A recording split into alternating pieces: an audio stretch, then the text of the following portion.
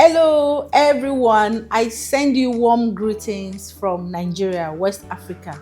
Distinguished guests, leaders and advocates for gender equality, I extend my warmest greetings to you all. My name is Arabinrin Aderonke Atoyebi, founder and executive director, Fame Foundation. It's an honor to address this gathering of dedicated people and organizations working towards a safer and more just society. On behalf of Fame Foundation, the host of this CSW69 side event, I deeply appreciate your presence and commitment to the fight against gender-based violence. While I would have loved to be physically present with you, unforeseen circumstances have made that impossible. However, our shared mission remains the same: to confront the alarming rise of gender-based violence, especially femicide. This presentation, however, aims to shed light on the issue, explore its root causes, and propose legal, societal, and technological solutions to combat GBV and femicide. The reality of gender-based violence and femicide in Nigeria. Gender equality is a fundamental human right, yet Nigeria ranks low in gender parity.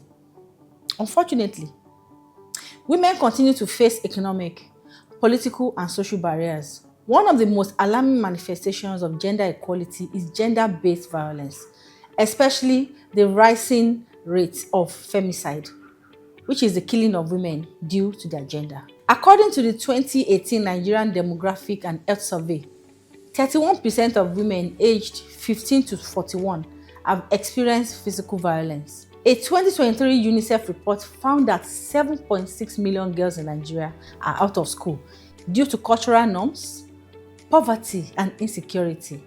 These, amongst others, are factors that further increase their vulnerability to violence. Examples of cases. This year, 2025 alone, Nigeria has experienced a huge increase in gender-based violence cases. In January 2025, 17 femicides were reported, marking a 240% rise compared to the same period in the previous year. By mid-February 2025, an additional 5 cases were documented, totaling nearly 24 femicides in the first 6 weeks of the year. Our femicide tracker has also recorded numerous cases. One of such cases is that of Miss Enrich Efanga, a hairstylist from Uyo, southern part of Nigeria, who was allegedly strangled by her boyfriend in February 2025. Another tragic and recent case is Lawal Yetunde, a student in Kwara State, north central part of Nigeria, who was murdered by a cleric she met on Facebook. While national data for 2025 is still being compiled, the National Human Rights Commission reported receiving 169,850 complaints of human rights violation in January 2025 alone, with gender-based violence among the most reported issues. These numbers underscore the urgent need for effective measures to address and prevent GBV in Nigeria. So I'll go to the next topic. Why do GBV and femicide persist, especially in Nigeria?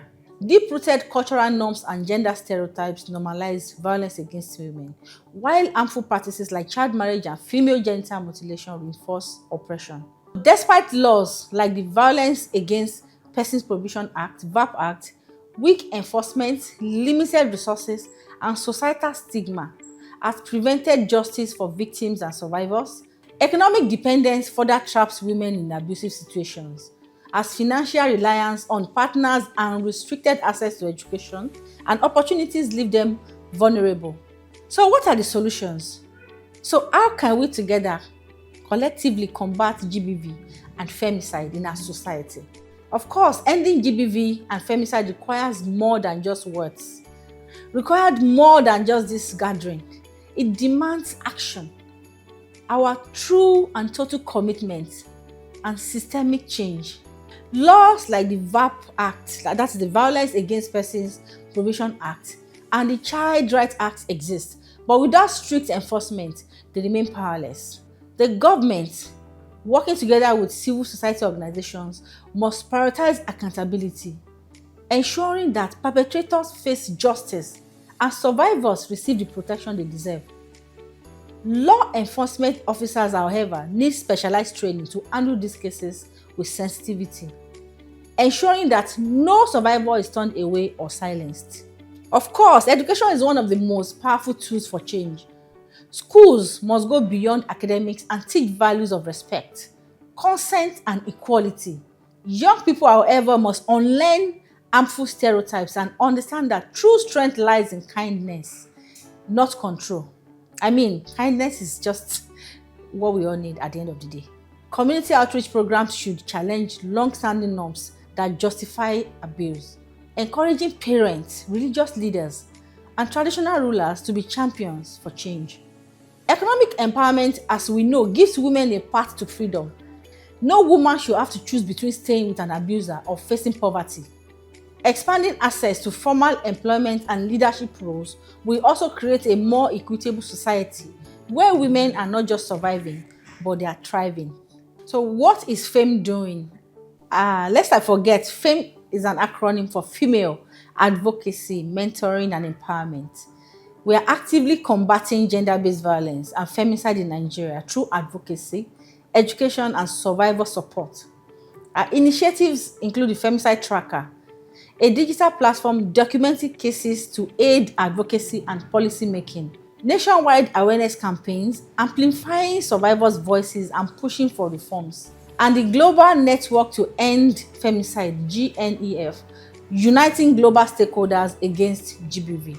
We also provide legal aid, economic empowerment programs, and partnership with law enforcement for swift justice, among others. Join us in this fight against femicide by becoming a part of the Global Network to End Femicide. So I'll conclude by saying that ending GBV and femicide requires a unified effort from the government, civil society organizations, and the people. We must be intentional, and we must also advocate for policy implementation and accountability. Support survivors by providing safe spaces and resources. Promote a cultural shift that rejects all forms of gender-based violence. Gender equality is not just a women's issue. It's a societal issue that affects everyone. Let us continue this conversation and take action today. Thank you for watching.